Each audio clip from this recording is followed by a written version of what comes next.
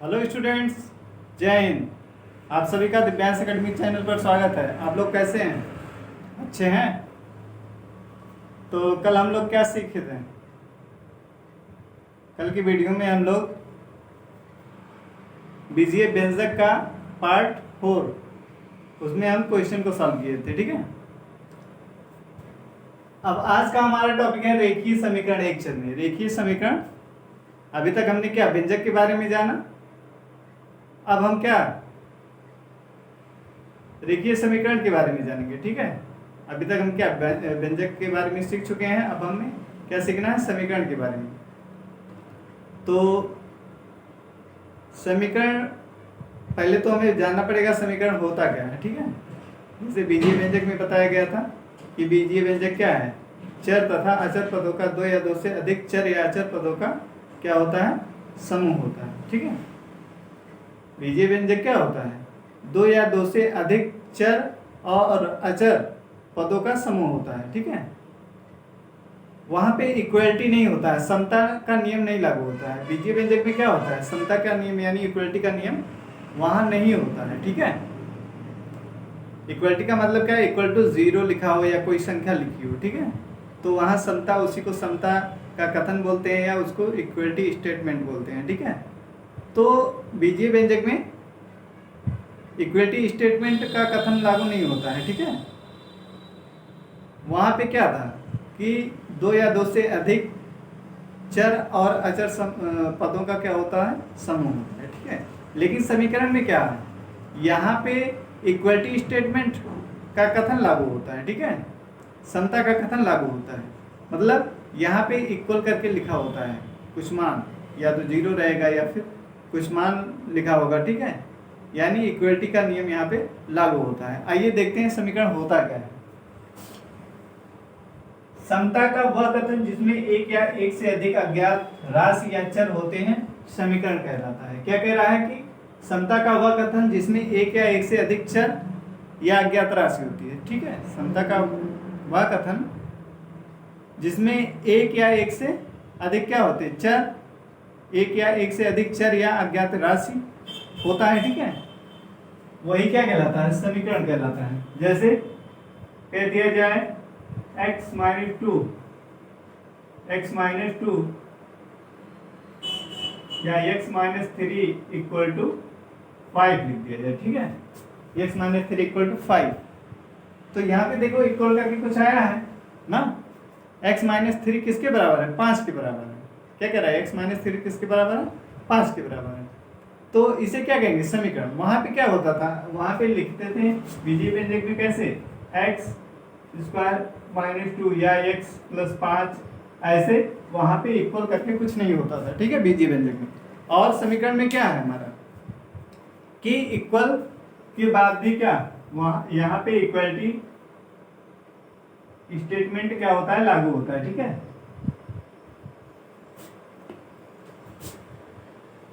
x minus 3 equal to 5, या दूसरा example, एक या एक से अधिक, तो हम लोग तो एक चर के बारे में पढ़ रहे हैं, लेकिन एक से अधिक अगर चर होगा तो क्या ऐसे भी होता है, x plus y equal to क्या 5 या इक्वल टू 7। ठीक, ऐसे भी होता है, या x minus 2y equal to 3, ऐसे भी होता है। तो ये भी क्या है, एक रेखीय समीकरण है, लेकिन इसमें क्या है, एक से अधिक चर है, दो चर है, एक x है और एक y है, और 7 क्या है, अचर है।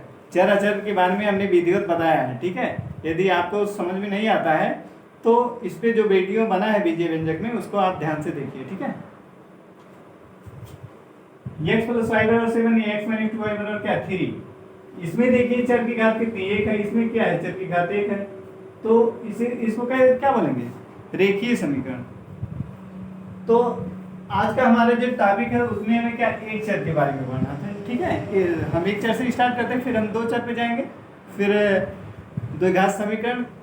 ठीक, तो आज का जो टॉपिक है हमारा रेखीय समीकरण एक चर में। तो एक चर में देखो यहाँ पे एक चर है कि नहीं, x माइनस 3 बराबर 5 लिखा है, तो यहाँ पे क्या एक चर है और इसकी घात कितनी है, 1 है, तो इसको क्या कहेंगे, रेखीय समीकरण भी कहते हैं। ठीक है, तो रेखीय समीकरण की परिभाषा क्या, वह समीकरण जिसमें किसी चर की अधिकतम घात क्या हो, एक होती है, उसे रैखिक समीकरण कहते हैं। जिसमें चर की अधिकतम घात कितनी होती है, एक होती है।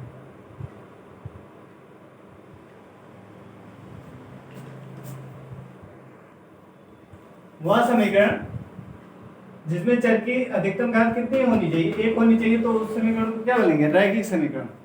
जैसे x माइनस 5 इक्वल टू 8, ठीक, x माइनस 5 इक्वल टू क्या, 8। ये कैसा समीकरण है, रैखिक समीकरण। इसमें क्या है, एक चर है, एक चर है ना, एक चर का रैखिक समीकरण है, और इसकी घात कितनी, x देखो, x की घात कितनी है, एक है। इसकी घात यहाँ कुछ लिखी है नहीं, तो इसका मतलब इसकी घात कितनी है, इस चर की घात एक है, और -5 लिखा बराबर 8 लिखा है, तो ये कैसा समीकरण है, रेखीय समीकरण है। कैसा समीकरण, रेखीय। रेखीय समीकरण की परिभाषा है कि चर की अधिकतम घात कितनी होनी, एक होनी चाहिए, इसलिए उसको क्या बोलेंगे, रैखिक समीकरण। ऐसे यहाँ दो चर में था, यहाँ भी क्या एक था, यहाँ भी एक था, उसको भी क्या कहेंगे, रैखिक समीकरण ही कहेंगे, ठीक है। तो ये हो गया। ऐसे मान लीजिए दिया y माइनस 3 y माइनस 7 बराबर 2, ठीक, इस तरीके से भी हो सकता है। तो ये हमारे कैसे समीकरण है, रेखीय समीकरण। इसमें भी देखो चर y है और इसकी घात कितनी है, एक है। इसकी घात कितनी है, जब यहाँ कुछ घात नहीं लिखी है तो y की घात कितनी, एक है, इसलिए इसको कैसा समीकरण बोलेंगे, रैखिक समीकरण। आया समझ, इतनी बात समझ में आया आपको।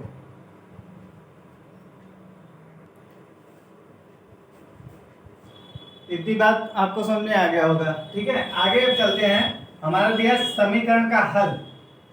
चर या अज्ञात राशि का वह मान जो समीकरण के दोनों ओर समानता को संतुष्ट करता है, समीकरण का क्या, हल कहलाता है, ठीक है। इस मान को समीकरण का मूल भी कहते हैं। इस मान को समीकरण का क्या, मूल भी कहते हैं, ठीक है। ध्यान से देखिए, चर या अज्ञात राशि का वह मान जो समीकरण के दोनों ओर समानता को संतुष्ट करता है, समीकरण का हल कहलाता है। इस मान को समीकरण का मूल भी कहते हैं, ठीक है। जो समीकरण का हल कह रहा है उसको क्या, मूल भी बोलते हैं। जैसे कहा जाए x माइनस 2 इक्वल टू 8, अगर इसको सॉल्व किया जाए तो ये कितना आ जाएगा, x बराबर, हम इसको क्या लिख सकते हैं, इसको उधर पक्षांतर करेंगे तो क्या +2 हो जाएगा, और x का मान कितना आ जाएगा, x बराबर आ जाएगा 10। कितना आ जाएगा, x का मान कितना आ जाएगा, 10, ठीक है। x का मान कितना आ गया, 10 आ गया।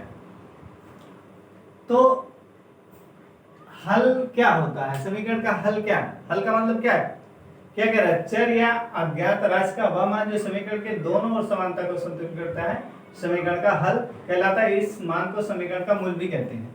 यानी इसका मतलब क्या होगा कि ये जो x है, यही तो कह रहा है चर या अज्ञात राशि का वह मान। तो अज्ञात चर का मान कितना है, ये इसी को चाहे कहिए अज्ञात राशि है, इसको क्या बोलिए चर। चर का मान कितना है, 10। इस 10 को इस समीकरण में रखिए, इस समीकरण में क्या करिए, रखिए। अगर दोनों तरफ क्या बराबर आता है तो क्या कहेंगे, ये x का मान जो है ये क्या है, समीकरण का हल है। तो इसमें रखिए 10 अगर x के स्थान पे रखते हैं +2, और इधर कितना 8 है, तो इधर कितना है 8, और इधर भी क्या 8 है, तो दोनों तरफ क्या बराबर है, यही समीकरण का क्या है, हल। समीकरण का हल कितना है, यहाँ पे 10 है, x बराबर कितना है 10, ठीक है। इस समीकरण का हल कितना है, x बराबर 10 है। तो बताइए समझ में आया कि नहीं। इसकी परिभाषा ध्यान से देख, चर या अज्ञात राशि का वह मान जो समीकरण के दोनों ओर समानता को संतुष्ट कर। समानता का मतलब क्या है, जो बराबर का चिन्ह है, ये दोनों तरफ क्या आना चाहिए, बराबर मान आना चाहिए। तो वही क्या, अगर बराबर आ जाता है तो x का मान या चर का वह मान या अज्ञात राशि का वह मान, जिसको रखने पर ये समीकरण क्या हो जाए, दोनों तरफ बराबर आ जाए, संतुष्ट हो जाए। जब बराबर आ जाता है उसी को क्या बोलते हैं कि समीकरण क्या हो गया, संतुष्ट हो गया, ठीक है। तो जब उस मान को उसमें रखेंगे, x का मान कुछ भी लीजिए, अगर इसमें रखो और ये क्या कर दे, इसको बराबर कर दे, तो वो मान इसके लिए क्या हो जाएगा, वो मान इसके लिए क्या हो जाएगा, इस समीकरण का हल हो जाएगा, ठीक है। तो हमने इसको देखा ऐसे, तो यहाँ x बराबर 10 हमने रख के देखा, दोनों तरफ बराबर आ रहा है, इसलिए क्या है, ये x बराबर 10 क्या है, समीकरण का हल है। ऐसे ये x का मान अपने मन से और कुछ भी रख के चेक कर सकते हो। तो अगर ये दोनों तरफ क्या आ जाए, बराबर आ जाए, तो इसको क्या कहेंगे, ये समीकरण का हल है, ठीक है। आज समझ। आगे चलते हैं रैखिक समीकरण का हल करने के नियम। रैखिक समीकरण को कैसे हल किया जाएगा इसके बारे में जानते हैं, ठीक है। समीकरण के दोनों पक्षों में समान संख्या जोड़ने अथवा घटाने पर समीकरण के समानता चिन्ह पर कोई प्रभाव नहीं पड़ता है। क्या कह रहा है, समीकरण के दोनों पक्ष में अगर दिया गया समीकरण, जो समीकरण आपको दिया है, अगर उस समीकरण के दोनों पक्ष में आप समान संख्या जोड़ते हैं, ठीक है, या समान संख्या दोनों पक्षों में से घटाते हैं, तो समीकरण की इक्वलिटी मतलब समानता पर कोई प्रभाव नहीं पड़ेगा, ठीक है। समानता यानी जो बराबर का चिन्ह है उसकी इक्वलिटी पर कोई भी प्रभाव नहीं पड़ेगा, यानी वो क्या होगा, वो समीकरण अपरिवर्तित होगा, ठीक है, मतलब जो का त्यों ही रहेगा, ठीक है। देखते हैं इसको एग्जांपल से।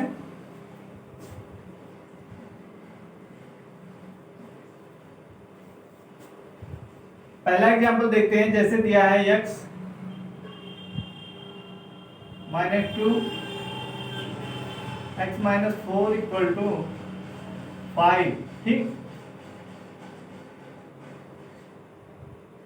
अगर इधर हम क्या करें, +2 इधर जोड़े +2 इधर जोड़े, अगर इसको हल करोगे तो इसका मान कितना आ जाएगा, पक्षांतर कर दोगे इधर कितना 5 4 9, यानी कितना आ जाएगा, ये x बराबर कितना आ जाएगा, ये 9 आ जाएगा। ओ इधर 4 आया है ना, तो ये कितना हो जाएगा, x बराबर ये 9 हो जाएगा। क्यों, x का मान कितना हो जाएगा, 9।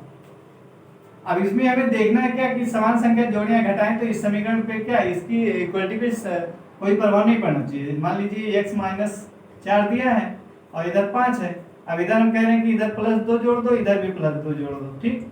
अब इसको जोड़ो कितना आएगा, x -2 हो जाएगा, क्योंकि ये +2 है और ये -4 है, इसमें से ये निकल जाए कितना, -2 बराबर कितना, 5 और 2 जोड़ोगे कितना हो जाएगा, 7, ठीक। अब x का जब मान निकालोगे तो 7 - 2 बराबर कितना आ जाएगा, इसका आंसर 9 आ जाएगा।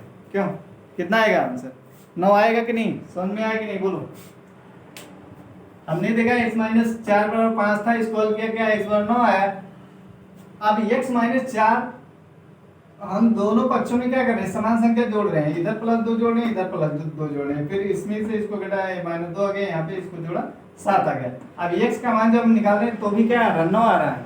तो बताइए इसको जोड़ने से इसके इक्वलिटी पर कोई प्रभाव पड़ा, समीकरण के ऊपर कोई प्रभाव पड़ा, समान संख्या जोड़ने पर कोई प्रभाव समीकरण पर नहीं पड़ेगा। कंडीशन क्या है कि समान संख्या दोनों पक्षों में जोड़ना, नहीं कि एक में जोड़ दें एक में ना जोड़ें। एक में जोड़ोगे तो प्रभाव पड़ेगा, दोनों पक्षों में बात कर रहा है कि दोनों पक्षों में समान संख्या जोड़ने पर कोई प्रभाव नहीं पड़ेगा, ठीक है। अब देखते हैं घटाने वाला। मान लीजिए दिया है x -7 बराबर 3 दिया है, ठीक है। अब इसमें से हम क्या करें, इसको अगर हल करते हैं तो ये कितना हो जाएगा, 3 7 इधर आएगा, ये बराबर कितना आ जाएगा, 10 आ जाएगा, ये x बराबर कितना आ गया, 10। अब हम क्या करें, समान संख्या जोड़ें या घटाएं, ठीक है। जोड़ने वाला हो गया, अब घटाने वाला देखते हैं, इधर और इधर 3। तो इसमें हम क्या करें, ये दिया है, मान लीजिए यहाँ माइनस हम क्या कर रहे हैं, -3 जो -4, यहाँ माइनस हम 2 कर दें या -1 कर देते हैं, ठीक है, यहाँ -1 कर देते हैं और -1 इधर कर देते हैं, तो ये कितना हो जाएगा, x -8 हो जाएगा। कितना हो जाएगा, -7 और -1 कितना, -8 हो जाएगा। और इधर कितना आ जाएगा, 3 में से 1 निकल जाएगा 2, तो x बराबर अगर निकालते हैं तो कितना, 2 धन 8 बराबर कितना आ जाएगा, 10 आ जाएगा। बोलिए x का मान तब भी वही है। तो देख रहे हैं क्या, x में हम समान संख्या समीकरण में समान संख्या घटा रहे हैं दोनों पक्षों में, तो भी क्या इसकी इक्वलिटी पर कोई प्रभाव नहीं पड़ रहा है। हमने एग्जाम्पल से इसे समझा, ठीक है।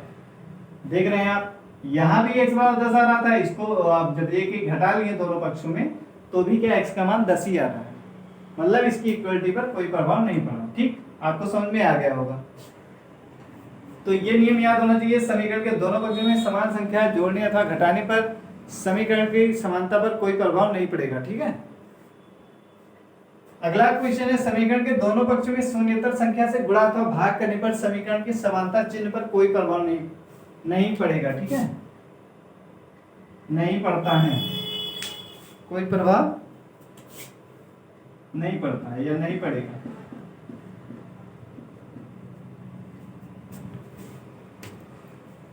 कह रहा समीकरण के दोनों पक्षों में समान शून्येतर संख्या से गुणा अथवा भाग करने पर समीकरण के समानता चिन्ह पर कोई प्रभाव नहीं पड़ता है। तो सबसे पहले इसमें एक शब्द आया शून्येतर। क्या आया? शून्येतर आया। क्या शब्द आया? शून्येतर। शून्येतर का मतलब पहले आपको समझना पड़ेगा, ठीक है। शून्येतर का जब अर्थ ही नहीं समझेंगे तो उसका मतलब नहीं समझ पाएंगे, ठीक। क्यों? जब उसका अर्थ ही नहीं है तो वो क्या कह रहा है वो आपको पता नहीं हो पाएगा, ठीक है। तो देखते हैं कि शून्येतर होता क्या। शून्येतर का मतलब क्या? शून्येतर, ठीक।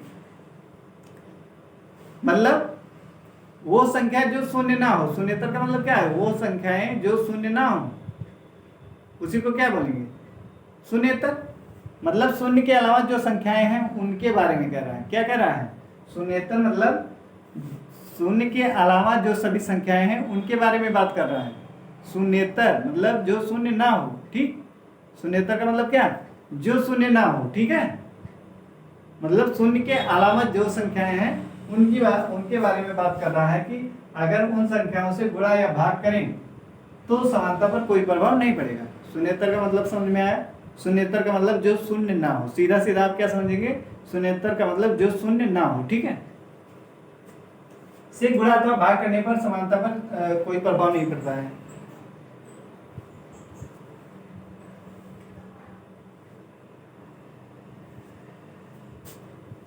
मान लीजिए एग्जाम्पल आपके पास दिया है x बराबर, मान लीजिए यहाँ दिया है 4, x बटे 2 बराबर 4 दिया है। क्या दिया है? x बटे 2 बराबर 4, ठीक है। अगर इस समीकरण में क्या करें? x बटे 2 बराबर क्या दिया है? 4 दिया है। इस समीकरण में यदि हम क्या करें? समान संख्या से गुणा करते हैं, ठीक। इस समीकरण में क्या करें? समान संख्या से गुणा करते हैं। तो देखिए गुणा कर रहे हैं x बटे 2 में हम 2 से गुणा कर रहे हैं और इधर 2 से, इस पक्ष में 4 में कितने? 2 से गुणा कर। अब देखो ये 2 से 2 क्या हो जाएगा? कैंसिल हो जाएगा। तो x आ जाएगा। x बार कितना आएगा? 4 दुनिया। और इसको जब हल करोगे ये x बटे 2 है बराबर है, जब इसको तिरछा गुणा करोगे तो x का मान यहाँ से कितना निकल के आएगा? x बराबर 8 यहाँ भी आएगा ना। x का मान कितना आएगा? 8 यहाँ से भी आ रहा है। और हम जब दोनों पक्षों में समान संख्या से गुणा किए तो भी x का मान कितने आ रहा है? 8 आ रहा है। तो इसका मतलब क्या होगा कि इसकी समान संख्या से दोनों पक्षों में गुणा करने पर इसकी इक्वलिटी पर कोई प्रभाव नहीं पड़ेगा, ठीक है। अगला क्वेश्चन देखिए, या और एक समझ लीजिए। मान लीजिए x बराबर x दिया है x प्लस 2 बराबर 5, ठीक। इसको हल कीजिए, कितना आएगा? इसको हल करेंगे तो 5 माइनस 2 x का मान कितना आ जाएगा? 3 आ जाएगा। कितना आ जाएगा? 3। अब इसमें समान संख्या से गुणा कर दो। समान संख्या से क्या कर दिया? जो गुणा कर दिया। जब मान लीजिए x प्लस 2 है, इधर हम और इधर 5 है। इधर मान लीजिए हम 3 से गुणा कर रहे हैं और इधर भी 3 से गुणा कर रहे हैं। तो दोनों पक्षों में 3 3 से गुणा कर रहे हैं तो ये कितना हो जाएगा? 3। पहले तो इसमें गुणा होगा 3x और इसका इसमें गुणा 3 दूनी 6 और इधर 5 15। कितना आ जाएगा? 3x बराबर, इसको पक्षांतर कर देंगे तो 15 माइनस 6 कितना आ जाएगा? 3x का मान आ जाएगा 9 आ जाएगा। क्यों? जब x बराबर निकालोगे तो क्या 9 बटे 3 कट के क्या आ जाएगा? 3 आ जाएगा इसका। बोलिए आया समझ में कि नहीं? यानी देख रहे हैं इस एग्जाम्पल में भी हमने देखा और इसमें भी देखा, समान संख्या से दोनों पक्षों में गुणा करने पर उसकी इक्वलिटी पर कोई प्रभाव नहीं पड़ता है। क्यों? समझ में आया? अगला क्वेश्चन देखते हैं कि अब कह रहा है समान संख्या से भाग करने पर, ठीक है। समान संख्या से कह रहा है भाग करने पर। मान लीजिए आपके पास एग्जांपल दिया है 5x बराबर 35, ठीक। 5x बराबर क्या दिया? 35 दिया है। अगर ये x का मान यहाँ से निकालते हैं, x का मान निकालिए, कितना आएगा? x बराबर हम 35 बटे क्या, ये आके इधर भाग में, यहाँ गुणे में है, जब इधर आएगा तो क्या हो जाएगा? भाग में। 5 7 35, x का मान कितना है? 7 आया। 7 आया ना। अब हम इसको देखते हैं समान संख्या से भाग देके। 5x है और इधर 35 है। अब इसमें क्या करें? हम 5 से दोनों पक्षों में भाग दे दें। 5 से क्या करें? दोनों पक्षों में भाग दे रहे हैं। ऐसे 35 में भी कितने से? 5 से भाग दे रहे हैं, ठीक है। क्या कर रहे हैं? 35 से उसमें भी 5 से भाग दे रहे हैं। देखो यहाँ क्या हो जाएगा, 5 से 5 कटेगा, x आ जाएगा और इधर 5 से 35, यहाँ कितना 7। तो देखिए दोनों पक्षों में समान संख्या से गुणा या भाग करने पर उसकी समानता पर कोई प्रभाव पड़ रहा है? नहीं पड़ रहा है ना। आपको समझ में आ गया होगा। अब पक्षांतरण, हमें क्या सीखना है? पक्षांतरण, किसी राशि संख्या को एक पक्ष से दूसरे पक्ष में ले जाना पक्षांतरण कहलाता है। क्या कह रहा है? किसी राशि संख्या तो किसी राशि या संख्या को एक पक्ष से दूसरे पक्ष में ले जाना पक्षांतरण कहलाता है। पक्षांतरण में कोई धनात्मक पक्ष दूसरे पक्ष में ले जाने पर ऋणात्मक तथा ऋणात्मक पक्ष दूसरे पक्ष में ले जाने पर धनात्मक हो जाता है। क्या कह रहा है कि अगर पक्षांतरण क्या कहलाता है? किसी एक पक्ष को, समीकरण के किसी एक पक्ष को दूसरे पक्ष में ले जाना क्या कहलाता है? पक्षांतरण कहलाता है। ठीक है, यदि हम किसी एक पक्ष से ऋणात्मक धनात्मक पक्ष को दूसरे पक्ष में ले जा रहे हैं तो क्या हो जाएगा? ऋणात्मक हो जाएगा, और ऋणात्मक वाले को दूसरी तरफ ले जा रहे हैं तो क्या हो जाएगा? वो धनात्मक हो जाएगा। आइए एग्जाम्पल से इसे समझते हैं। जैसे दिया है x माइनस 11 बराबर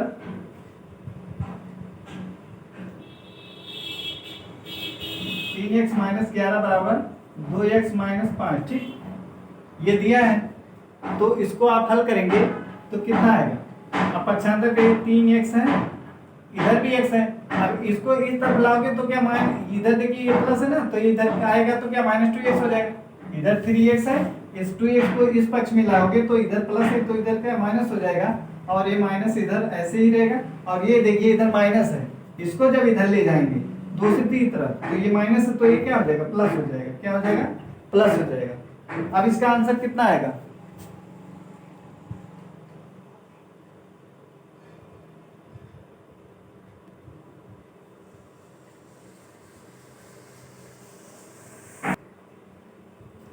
अब देखिए इसको हल करेंगे तो कितना आएगा? ये आ गया, इसको जब हल करेंगे तो 2x में से 3x में से 2x निकल जाएगा तो कितना आ जाएगा?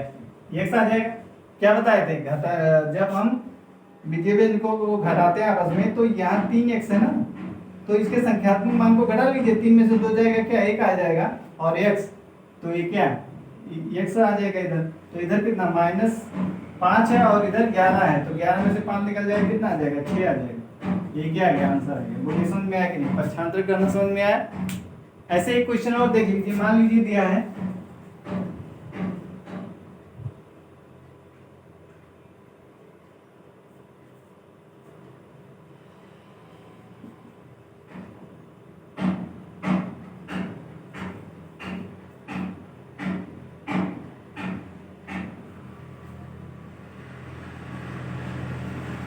अब इसको क्या करोगे? इस वाले को क्या करो? माइनस है उसको उधर कर दो, प्लस कर दो। पहले इसको हल करते हैं। देखिए यहाँ हल कर देते हैं। इसको जब हल करेंगे तो x/2, और ये माइनस में तो इधर क्या हो जाएगा? प्लस में हो जाएगा, +1, और इधर कर देंगे तो ये +3 हो जाएगा। कितना आ जाएगा? x/2 बराबर 3x प्लस 3 और 1 क्या हो जाएगा? 4 हो जाएगा। क्यों? आप क्या करेंगे? तिरछा गुणा कर देंगे तो x बराबर इधर गुणा होगा तो कितना? 2 से 3x प्लस 4 में गुणा होगा तो कितना आ जाएगा? x बराबर आ जाएगा ये 2 3 6x और प्लस 2 4 8। कितना आया? क्यों इतना आ गया? अब क्या करोगे? अब x बराबर क्या है? 75 कर दोगे। 8 को इधर ले आओ और इसको उधर ले जाओ तो कितना हो जाएगा? ये यहां देख लीजिए,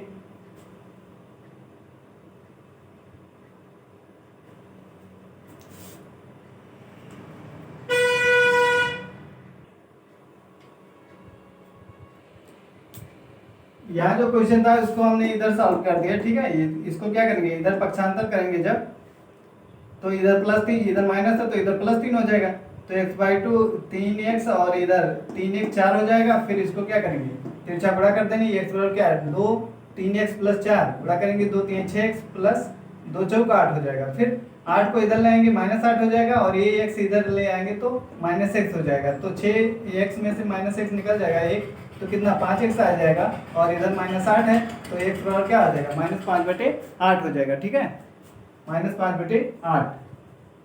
आपको समझ में आया होगा। तो आज हम कॉन्सेप्ट बताए हैं, फिर अब इस पे कल क्वेश्चन बताया जाएगा, ठीक है। बस आज के लिए इतना ही। जय।